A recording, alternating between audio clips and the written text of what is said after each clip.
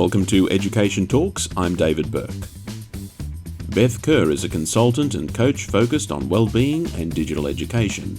She was previously the Group Director of Wellbeing at Cognita Schools and continues to serve as a school inspector.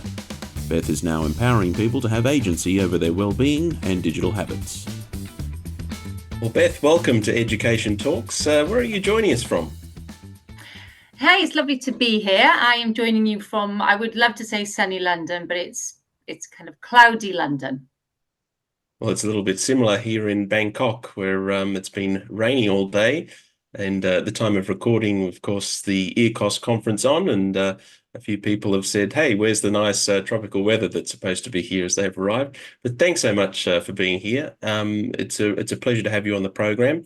I'm hoping you can start off by telling us a little bit about your background and pathway into education, and what was it that inspired you to pursue a path into education? Well, just to answer your last part of the question first, Mrs. Myron Price was my PE teacher at school, and she definitely was the person who inspired me to pursue a career into education. So I loved sport, and so went to study sport at Loughborough University, and had a really enjoyable career as a PE teacher, and then moved into senior leadership as a pastoral deputy. I was always more interested in understanding how children's thoughts and feelings impacted how they learned. And then in I think it was about 2015, I was coming across more and more students who were struggling, and I went to my head teacher at the time and I said, I really need to train in more depth here, because I'm just going with gut instinct, as so many teachers do, and whereas I think it wasn't a bad approach, it was not doing enough for the students and their families, to be honest, that I was serving. So I did a master's in child and adolescent mental health then at UCL, and that was unbelievably helpful. It was like a light bulb moment. You could understand these children in a different way, and in a bit like when a toddler starts talking, you think, right, okay.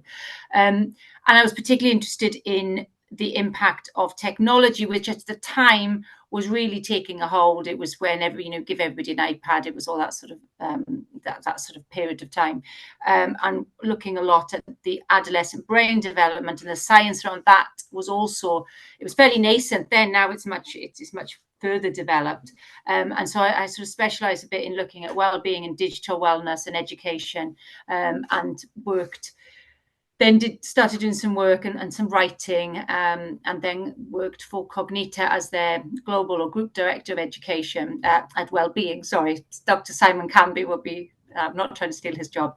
So yeah, I was the group director of Wellbeing, and working across, there were 3 regions at the time. Now there are 5, and really trying to embed a structure of wellbeing across all these countries was amazing. It was an amazing opportunity, and I really enjoyed it. And it was, I hope, a really helpful way of helping the schools put some meat on the bones of what can be a little bit of a nebulous concept. Everybody thinks well-being is important, of course, and you won't find a school that hasn't got it emblazoned all over their website, but actually, what does it mean? So going there and helping schools translate that into meaningful actions for their students. And I suppose also being a parent of 3 children, a 15-year-old and twin 11-year-olds, gives you a different perspective, also from understanding from the parents' point of view, but also you can see from a teacher's point of view, the way that they learn and so on. So yeah, that's it in a nutshell. So you've had a varied career, and as you say, going from wellness education now to your focus on digital education. Can you sort of share what motivated you to explore this area in particular, and how like wellness and digital education interconnect in your professional life? Yeah, I actually remember it very clearly, because I was doing this master's, and we're doing a module on neuroscience. And at the time, my twins were about 2 and maybe 3. And, it was, everybody had iPads. If you didn't have, didn't give them an iPad in the car. So they sort of didn't have their own, obviously. They did use it. And then I lost the charger for this iPad, which if you knew me, wouldn't surprise you at all. I lost the charger. And after about 3 days, I said to my husband, can you actually, it's so much easier, because the response you would get when you switch the iPad off was different to the response you would get if you said, right, come in from playing, on the swings or your jigsaw or whatever else. It was much more extreme. And then, they couldn't emotionally regulate the sort of disappointment of taking that device away. And I suppose that with the things, the work that we're learning about the brain and how persuasive design processes target children's brain development to make these games more appealing was really a light bulb moment. And at the same time this was happening, I started off by doing lots of talks to parents in secondary school, year 8, year 7. And then I was getting calls, could you come in and talk to year 6, year 5, year 4? And I thought, gosh, and it was a real moment where I thought, wait a minute, we need to wake up here, because the people who are designing these games and social media and all this thing around, they are scientists, they are brain scientists. That's what they're working on. So we have to, kind of educate ourselves as best we can, because that gives you the resolve to keep going or to put boundaries in place that are difficult. And so that was really important. And then when I was at Cognita, we were looking at well-being and identifying which things contributed to it, because that's the key. It's all very well knowing what it is, but if you don't know how to improve it, it's not much good. So we're looking at the things that contributed to sleep and exercise and relationships and so on, and then looking at how does tech influence those things. And so trying to put it, rather than seeing it as something separate, because I think that's really ineffective, particularly if you're working with adolescents. That's a surefire way of, kind of alienating them. So looking at, this is the world, this is how the world is, this is how technology is, this is how integrated it is. But what can we do to ensure that we also protect the things that really, improve our well-being? And so looking at those things were really helpful in and I've just continued on that path really to where I am now. Just wonder, has your view on digital devices with students, has that sort of changed in any way in recent times? Yes, it's sort of done this, so I went from being, okay, maybe we should allow them, to being complete, gaming is the devil. I was just the complete opposite end, to actually being, maybe coming a little bit more to the viewpoint that tech is neither good nor bad. Tech is just tech. It's like food, it's neither good nor bad. It's just how you use it and when you use it, and what for. What are you using it for? So I think in the early days there was a real need from parents, especially, to know how long, Mrs. Kerr, how long can they have on their devices? It was just, they wanted a number, because a number is easy, right? You can say, well, you have to have 8 hours sleep or 9 hours sleep. But of course, the more sophisticated technology was getting, and the more it infiltrated every aspect of our life, it was becoming more and more difficult to do that, because you would have, yes, you're speaking to grandparents on the phone, or you're looking at Google Maps, or you're researching, or you're using GarageBand to make a song or whatever. Those are very different. You are using it to help you. That's not the same as passively scrolling through, social media, which is more consumer. You're just consuming blindly, sort of consuming something. So that there's a difference in how long you're doing it, yes, but it's more what you're doing. It's so nuanced. So it was trying to, and now actually, and if we look at gaming, particularly in the pandemic, it served a really important purpose and function to connect friends, and they were able to play in a way that they weren't in the real world. And so it's about having balance, but in a way that makes it harder, because sometimes abstinence is more straightforward. I'm not saying it's easier, but it's more straightforward. But it's just not possible in this world. So I feel certainly more towards the middle, that tech is amazing, but it certainly has the power to do damage. I would look at it like a car. You wouldn't dream of giving your 17-year-old a car and saying, off you go. But having a car, the ability to drive, it's incredible. It gives you incredible freedom. It gives you flexibility, but it can also create havoc, and cause all sorts of, and tragedy in some cases. So it's just about being constantly aware. And in the same way, when you're driving a car, you have to be constantly aware. You can't just learn the lesson and then not revisit it, and next time you go in the car you just switch off. And it's like that with tech. You have to be aware that it's a super, super powerful machine, and you have to have that in your mind all the time, rather than just thinking, oh, I've told my child not to do X, Y, and Z, and expect that they will be able to do it, because we as adults can't do it. If I'm being honest, it's hard. So you have to constantly do that. But it's certainly, and part of that has come from speaking to young people, because I'm on their team. I want to help them. They want help. But if they feel there's a big gap between how they perceive technology and I perceive technology, then we're not going to get anywhere. So, speaking to them a lot and listening to them, that has really helped me come more to this sort of middle way and see how it's not helpful to talk about them and us and, digital world and not, all that sort of thing is unhelpful. In your opinion, what are the key well-being challenges facing students today, and what can schools and families do to better support students? Well, look, of course, there's the bigger picture things, the sort of world events and economic stability and changes to the labour market and all those sorts of things. Of course, they are in all our minds.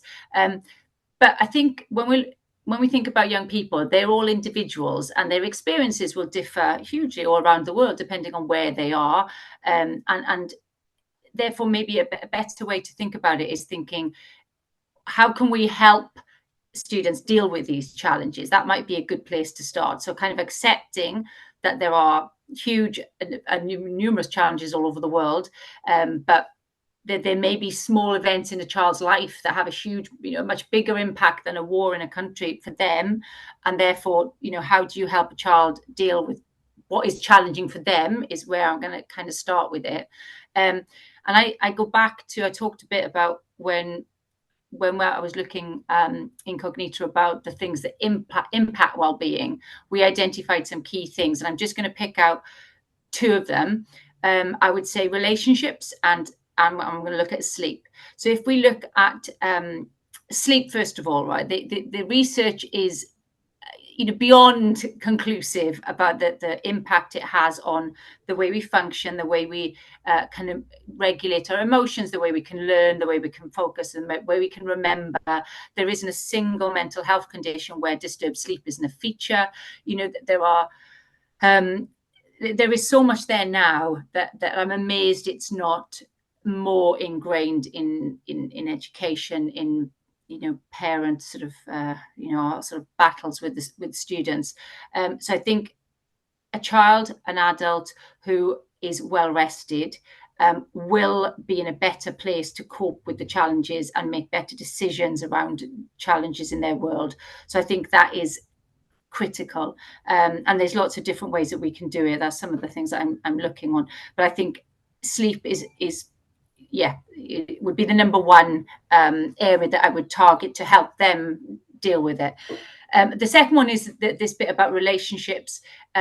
Relationships they always will be a sort of fundamental part of identity formation, and in adolescence particularly, we know that is the number one. That is this is kind of innate driver of this, the most important thing for how they behave, and so if you understand that will help young people kind of navigate it. So when we talk about relationships, they need to have one person at least that they can always go to, that they have as their safe person. Now, it's a parent, it can be a teacher, it can be more than one person, but that's their sort of anchor, and their relationships with their friends is really important. So helping them make good decisions about the people they spend time with, helping them to make decisions based on their judgment and how they feel rather than what social media is telling them they should feel is important. So I think never underestimating the importance of relationships will help them, because children who sort of and adults, we know that the biggest predictor of life success and happiness is the quality of relationships. They did the Harvard study, I'm sure is well known by your listeners, but it's it's refreshing and important to kind of reinforce, and looking at that through the lens of the adolescent brain. And I think sometimes in schools, in homes, we forget that the way they're processing is different to the way that we process it. So I think I would look at those two things, and then finally, of course, how does technology impact sleep and relationships? If you kind of accept that those two things will have an impact on how children can deal with challenges, then it makes sense to then look at how does technology impact sleep.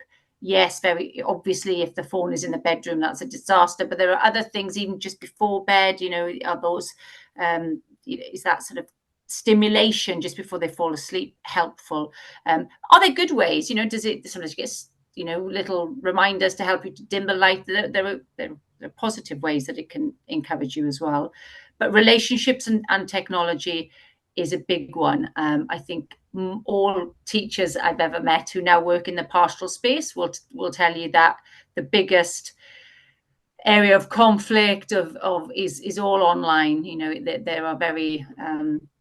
There are fewer cases of face-to-face breakdown of relationships. A lot of it is done online, and a lot of it is because of misunderstandings and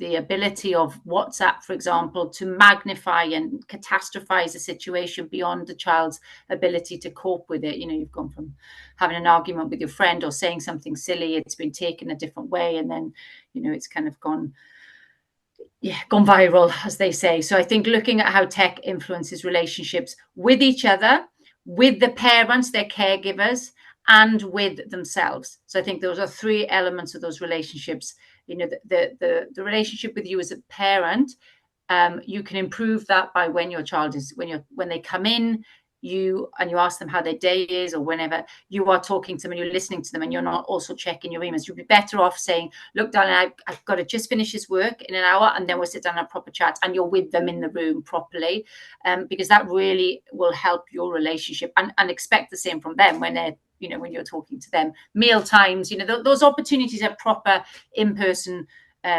interaction will help your relationship with them.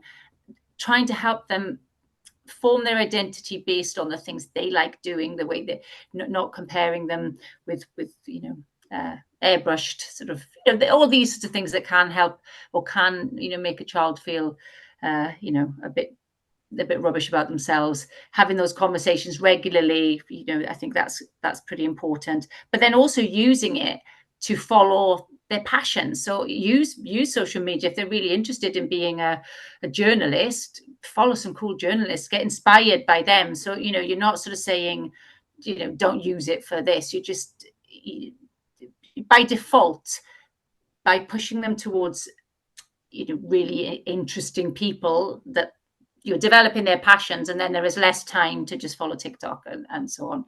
And then yes, the relationships with their friends, little things like take a pause. If there's one thing I would say to children when they talk about their relationships online, just take a pause before you write something down. Take a pause before you respond to a post.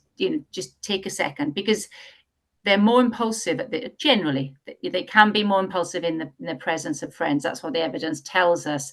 So helping them just take a pause means that they may make a better decision, and their relationships would be better. Cool. Now, Beth, can you share with us some of the projects you've worked on recently, and what has been the most satisfying? Yeah, well, I'll take one of the what I really enjoyed doing when I was working with a group of schools was really helping to drill down what well-being was, and so that every child knew what contributed to it. And then you're on your way to trying to improve it, rather than having conversations, which I did certainly as a teacher. They'd come and they don't feel that great, and it's like pulling teeth trying to find out why. Whereas straight away they would say, well, okay, yeah, well, actually, they knew these 6 things that we talked about. And they would say, well, yeah, maybe I haven't actually been doing anything for myself, doing something fulfilling, for example, or I've been eating loads of rubbish lately. And so identifying the sort of 5 or 6 things, we looked at sleep, diet, exercise, connecting, doing, and giving. there are others, you as a school, wherever you are, you pick 4 or 5, but they're clear, and then you keep reinforcing those messages. So I think that was really a really great start, because it enabled schools to be able to have a strategy around well-being, because then they could see, how do we contribute to these 6 things? How do we detract from them? If you're saying all the time that PE and sport is really important, but then the lessons keep getting cancelled because there's exams in the gym, that's a really conflicting message for the children. And so, that was really important. And doing a survey to ask students about that was key. The other part was, I've always been a huge advocate, and I still am, of listening to young people and speaking to them. So doing a sort of global survey about the impact of these things, which were impacting their well-being the most, and then on the back of that, I interviewed students from, again, all over the world, asking them about technology and the impact on their learning and well-being and so on, and wrote a really interesting report. It was interesting because they were contributing to it, and about what they actually wanted, how they wanted the adults in their life to help them, and they were rather scathing about tech assemblies, digital safety, online safety, stranger danger. That they weren't a big fan of that, but they were very open that they were struggling with habits around productivity and being able to focus and concentrate for 5 minutes without flicking, and they were very open about that, and very open that they wanted help in that. So I loved doing those projects, and they kind of have linked on to the sort of work that I'm doing now. You mentioned a global student survey. Was it always the case that you could sort of see very consistent results from across so many different schools and countries, or was it more sort of, different pockets, or what was that like? Well, it's really funny you asked that, because I've done 2 global surveys. One was in 2019-20, and it was asking about tech. It was asking about, what are the biggest challenges to your students' well-being, to parents. And they had a choice of all sorts of things. And globally, the top 2 were social media and screen time. Every country, every parent, no matter what age group, and then these are, Asia, Latin America, Europe, Middle East, across the world. And then the one we did recently was about asking about, again, which of those 6 contributors, do you feel, is being most challenging? And sleep came, again, almost, they were, I think from memory, it was about only 55 to 60% of children felt well rested and ready. And that certainly mirrors, since I've left Cognita, that certainly mirrors evidence when I've been working with individual schools and schools groups about the impact of sleep. So it's great that it's being identified, but we're obviously not there in terms of, the sort of the progress that we need to make to enable that to be better. Yeah. So looking towards the future, what new projects or initiatives are you most excited about? And and how do you plan to continue in these fields of wellness and digital education? It's really exciting. So I think schools generally have made huge strides in how they are working with well-being now. I feel like it's a real integrated part, and it really is. I think sleep, as I said, is the bit that we still haven't got right. So I'm doing some good projects with schools, and it's a kind of mixture of education, tracking, getting students to do that cause and effect. I'm tired. I've argued with my boyfriend. I've failed my maths exam. My skin's rubbish. Those sorts of integrated and ongoing messages. And then the other sort of, there's 2 other areas, but the one is about empowering people to kind of be the pilots, not the passengers of their digital use, is kind of the underlying theme. And I'm doing one research project with aspiring young athletes, looking at how tech detracts or enhances them moving towards their goal. And I don't know if there's a footballer in England called Jamie Redknapp, and ex-footballer, is a pundit now, and he said recently something like the biggest killer of football players between the age of 14 and 20 is their mobile phones, because anytime they're not on their phone, they're just on this, they're not playing football, they're on this thing, and it just he was very damning about it. So I'm doing some work with different clubs and young athletes. I'd love to hear from anyone, any students in that position. So that's a really exciting one. And then the other one is about that sort of work in schools, because I think when we think to the future, the skills our young people are going to need in the future, the most valuable skill, or one of the most valuable skills in the economy, is becoming increasingly rare. This ability to focus and work without distraction. And so I'm working with schools and organizations looking at that. And it can be difficult to push, particularly with, I think head teachers and certainly business leaders that I've worked with find it difficult to bring it up with their staff, because it sounds as if they're making judgments about how long you're spending on WhatsApp, rather than doing your work. And it's not about that. It's about acknowledging it's not them against us. It's acknowledging that technology is hugely powerful based on our neuroscience and our chemistry. And so we are not, if we just sit there passively, it will be like a big wave that will engulf us, and we'll go with it. So being really intentional to reclaim our kind of attention.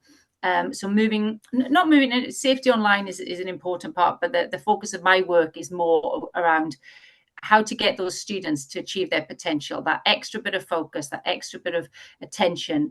Those students who can do that, those students who will be able to do that deep work, is a guy called Cal Newport who talks a lot about this.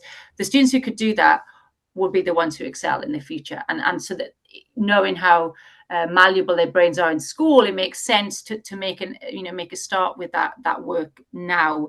So you should then see better grades, better performances in their extracurricular, and better relationships, because they can also sustain attention when they're talking to their friends rather than wanting to, or their hobbies or whatever else they're doing. So that's quite a big bit. And I have been doing some work with safeguarding and wellbeing in schools, because I feel often there's such a focus on safeguarding that wellbeing and naturally, the accountability is huge. So trying to sort of balance where they fit in together. So those are the sort of three big areas.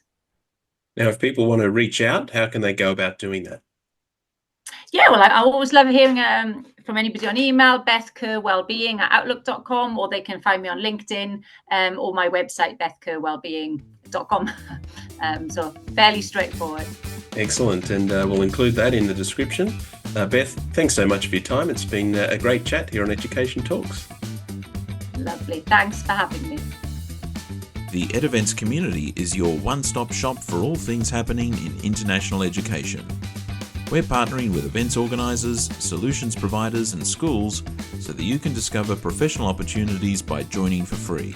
You can also connect with colleagues in various community groups. So sign up today by visiting the EdEvents website, ed.events.